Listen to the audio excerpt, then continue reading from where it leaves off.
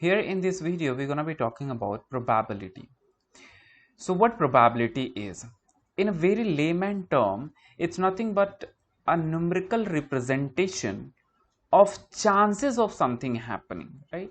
Whenever you try to find what are the chances that something will happen, and if you put that in numerical form, that's where you are finding the probability.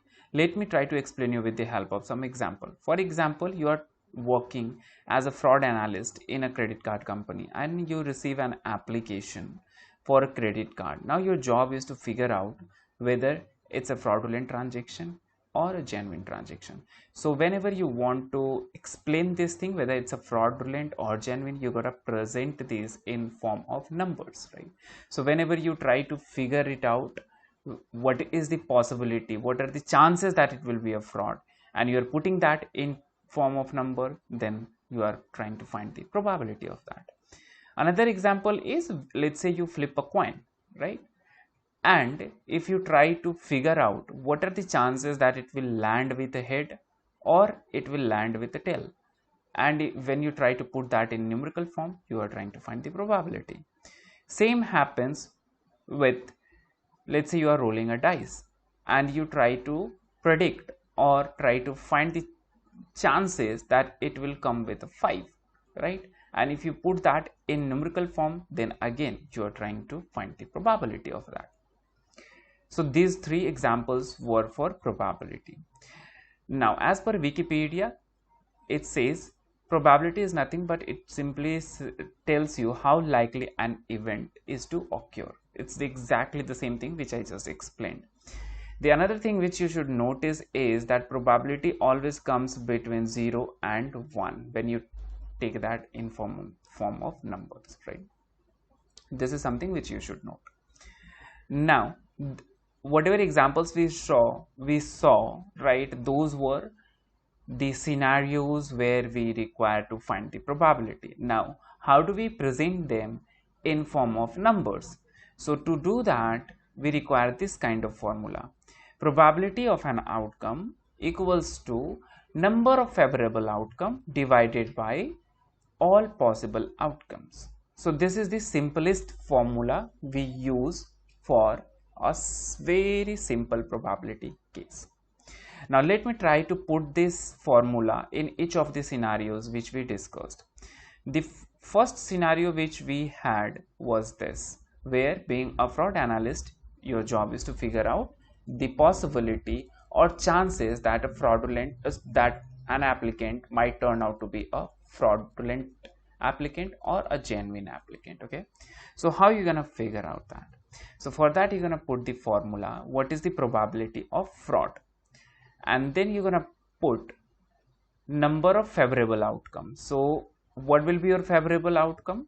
If it comes fraud, then that will be favoring to this probability, right? So here it will come how many how many possibilities are there that it will turn out to be a fraud. So because this is just one application, so there could be only one possibility or one chance that it could be a fraud or one chance that it could be a genuine, right? So that's why, because here we are trying to figure out fraud, so that's why our favorable outcome would be fraud only, right? Divided by, it says number of all possible outcomes, right? This is what the denominator is. So that will be fraud plus genuine. There are two possible outcomes. So what we get in forms of number is 1 divided by 2, and when you solve this you get 0.5, to which you can also say as 50%. If you remember, just few minutes back I explained that probability always comes between 0 to 1. Here we are getting it 0.5. The same scenario, the same fundamental will be applied in case when you are flipping a coin and you are trying to find out whether it will be a head or tail, because here there are only two possible outcomes, right? And there will be one favorable outcome, right? So the same number you will get. Now let's talk about this scenario. Here we have one favorable outcome, which is 5. This is what we are trying to find out, right?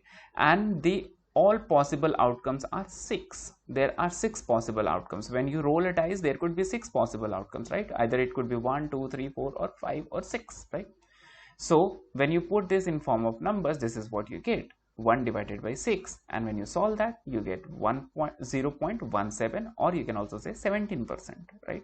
So if you are trying to find out what are the chances that a particular number will come when you roll a dice, that will always be 0.17 in a very normal situation when you don't have to consider other aspects. Okay, so these are the scenarios in which you can apply the probability formula and you can figure that out.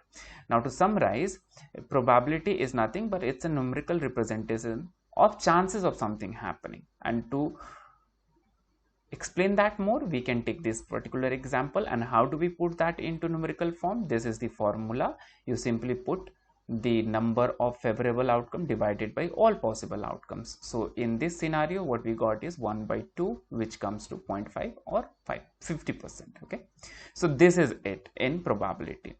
Now in the upcoming videos, we would be learning what all are the events in which we require to find the probability. There are different events. We will be looking into them one by one. Until then, happy learning. Wish you very all the best.